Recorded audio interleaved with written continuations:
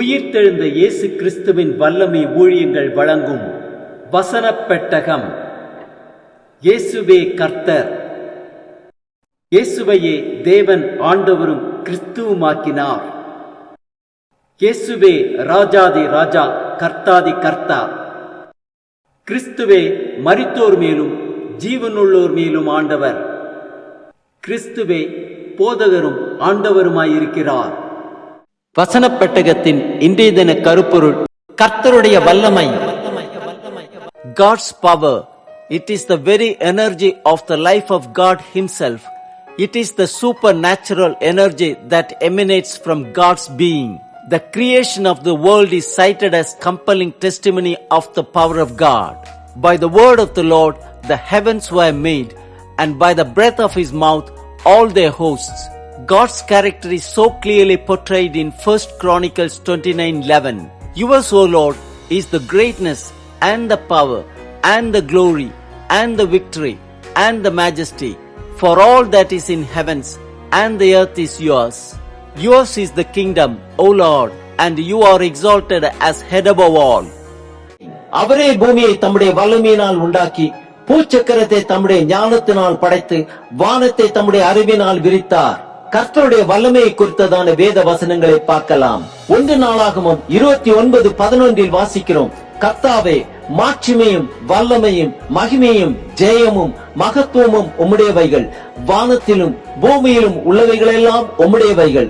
கர்த்தாவே, ராஜ்யமும் உம்முடையது, தேவரீர் எல்லாருக்கும் தலைவராய் உயர்ந்திருக்கிறீர். யாத்திரையாகமம் 15:6 வாசிக்கிறோம். கர்த்தாவே, உம்முடைய வலது கரம் பலத்தினால் மகத்துவம் சிறந்திருக்கிறது. கர்த்தாவே, உம்முடைய வலது கரம் பகைஞனை நொறுக்கிவிட்டது. 2 சாமுவேல் 7:22 வாசிக்கிறோம். ஆகையால் தேவனாகிய கர்த்தரே, நீர் பெரியவர் என்று விளங்குகிறது.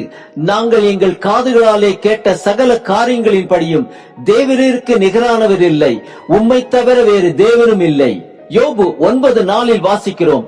அவர் இருதயத்தில் ஞானம் உள்ளவர், பலத்தில் பராக்கிரமம் உள்ளவர்.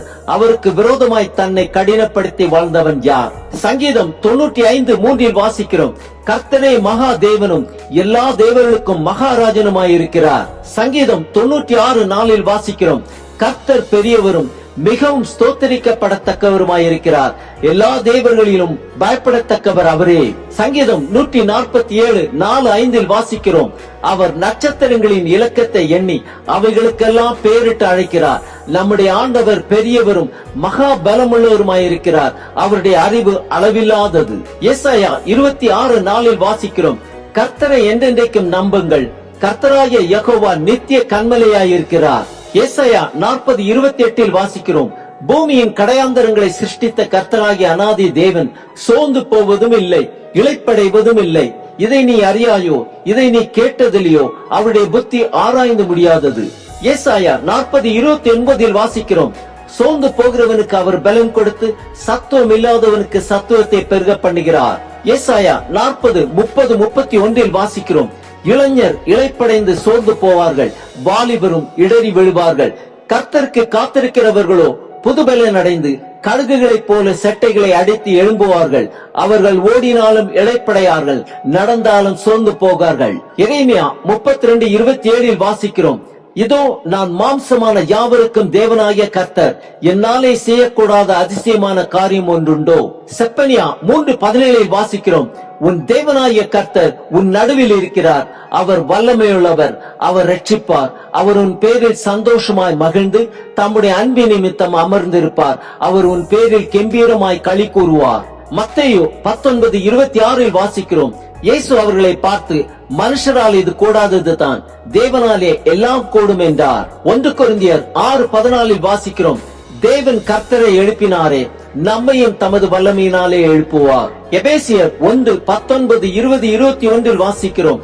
தாம் கிறிஸ்துவை மரித்தோரிலிருந்து எழுப்பி எல்லா துரைத்தனத்துக்கும் அதிகாரத்துக்கும் வல்லமைக்கும் கர்த்தத்துவத்துக்கும் இம்மையில் மாத்திரமல்ல மறுமையிலும் பெயர் பெற்றிருக்கும் எல்லா நாமத்துக்கும் மேலாய் அவர் உயர்ந்திருக்கத்தக்கதாக அவரை உன்னதங்களில் தம்முடைய வலது பார்சத்தில் உட்காரும்படி செய்தார்.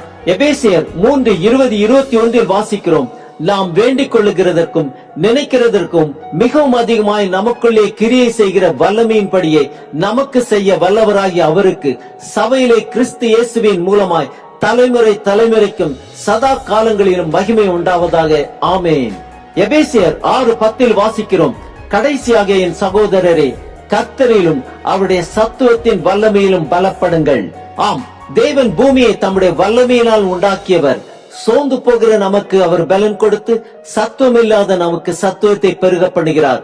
அவரையே நாம் ஒவ்வொரு நாளும் தொழுது கொள்வோமா?